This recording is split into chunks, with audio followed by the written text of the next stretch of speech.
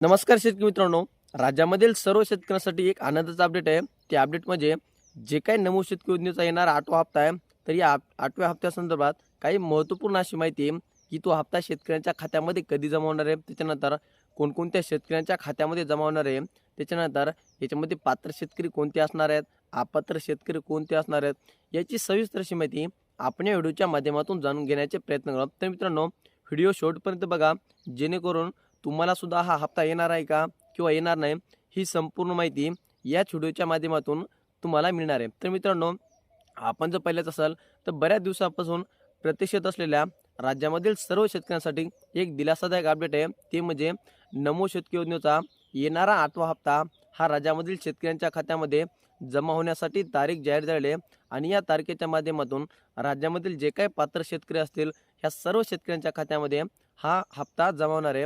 आता याच्यासाठी निधीची तरतूद करण्यात आलेली आहे. 177 कोटीची निधी याच्यामध्ये वळवण्यात आलेली आहे आणि याच्या माध्यमातून राज्यामधील एकूण 93,72,000 या शेतकऱ्यांच्या खात्यामध्ये या हप्त्याचं वितरण केलं जाणार आहे. आता याच्यामध्ये पाहिलेच असाल, मोठ्या प्रमाणामध्ये जे शेतकरी PM किसानचे लाभार्थी येतात, फक्त त्याच शेतकऱ्यांना या योजनेचा लाभ देण्यात येत होता. परंतु आता या हप्त्यासाठी एक वेगळी तरतूद करण्यात आली. त्याच्यामध्ये जे शेतकरी नवीन नोंदणी केली होती, नवीन जमीन खरेदी केली होती, अशा सुद्धा सर्व शेतकऱ्यांचा समावेश याच्यामध्ये करण्यात आलेला आहे. म्हणजे जे शेतकरी नवीन नोंदणी केली होती त्यासुद्धा शेतकऱ्यांच्या खात्यामध्ये या 8व्या हप्त्यापासून हा हप्ता जमा होण्यासाठी सुरुवात होण्याची दाट शक्यता आहे. तर मित्रांनो, आता याची जी काय तारीख आहे तर ती 25 मार्च 2025 या दिवशी राज्यामधील सर्व शेतकऱ्यांच्या खात्यामध्ये हा 8वा हप्ता जमा होणार आहे. आता याच्यामध्ये आपण पात्र शेतकरी बघूत कोणकोणते असणार आहेत. याच्यामध्ये आपण जर पाहिलं असतं, जे काही PM किसानच्या योजनेच्या माध्यमातून पात्र शेतकरी आहेत त्याच्यामध्ये त्यांना 3-4 अटी पूर्ण असणं गरजेचं आहे. त्याच्यामध्ये सर्वात महत्त्वाची पहिली अट म्हणजे EKYC पूर्ण असणं गरजेचं आहे. लँड सीडिंगचं जे काय स्टेटस आहे ते यस असणं गरजेचं आहे. आधार लिंक यस असणं गरजेचं आहे आणि त्याच्यानंतर सर्वात महत्त्वाचं म्हणजे तुमच्या खात्याला आधार सीडिंग असणं हे सुद्धा महत्त्वाचं आहे. तसेच तुमचा फार्मर ID काढणं हे देखील तितकंच महत्त्वाचं आहे. कारण की आपण जर पाहिलंच असाल, आपल्याला जर माणसाला एखाद्या योजनेचा लाभ घ्यायचा असेल तर त्याच्यासाठी आधार कार्ड हे कंपल्सरी केलं जातं. तसेच त्याचप्रमाणे जे काही शेतीशी निगडीत योजना असतील, जे काही पैसे असतील तर त्याचासुद्धा आपल्याला लाभ घ्यायचा असेल तर आपल्याला ते फार्मर ID कार्ड असणं गरजेचं आहे. कारण हे जर कार्ड असाल तर तुम्ही शेतकरी म्हणून ग्राह्य धरले जाल आणि तुम्हाला कोणत्याही ज्या योजना असतील त्या योजनेचा लाभ दिला जाणार आहे.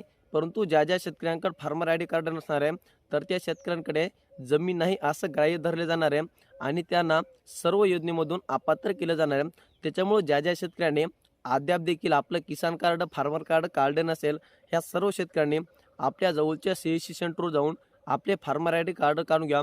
जेणेकरून तुम्हाला ज्या काही येणाऱ्या शासनाच्या योजना असतील त्याच्यामध्ये पीक विमा असेल, त्याच्यानंतर रब्बीचं अनुदान असेल, खरीपचं अनुदान असेल, अशा विविध योजनांचं अनुदान तुम्हाला या फार्मर IDच्या कार्डच्या माध्यमातून तुमच्या खात्यामध्ये जमा होणार आहे. तर मित्रांनो, हे होतं महत्त्वपूर्ण अपडेट, जे की नमो शेतकरी योजनेचा येणारा हप्ता हा शेतकऱ्यांच्या खात्यामध्ये कधी जमा होणार होता, त्याच्यानंतर तो कोणकोणत्या शेतकऱ्यांच्या खात्यामध्ये जमा होणार आहे आणि याच्यामध्ये पात्रता काय आहे, ही संपूर्ण अशी माहिती आपण या व्हिडिओच्या माध्यमातून जाणून घेण्याचे प्रयत्न करणार. तर मित्रांनो, तुम्हाला हा हप्ता येणार आहे की नाही हे कसं चेक करायचं, याच्यासाठी तुम्हाला PM किसान या पोर्टलवरती जायचं आहे आणि त्या ठिकाणी गेल्याच्या नंतर तुम्हाला नो युअर स्टेटस अर्थातच तुमची सध्याची स्थिती काय त्यावरती क्लिक करून तुमचा आधार नंबर व मोबाईल नंबर टाकून ही संपूर्ण माहिती तुम्हाला काढायची आहे आणि त्या ठिकाणी तुम्हाला एलिजिबिलिटी म्हणजे जे काय पात्रता आहे त्याच्यामध्ये आधार सीडिंग, त्याच्यानंतर लँड सीडिंग, तसेच तुमची EKYC ह्या तिन्ही अटी शर्ती जर पूर्ण असणार आहे तर तुम्हाला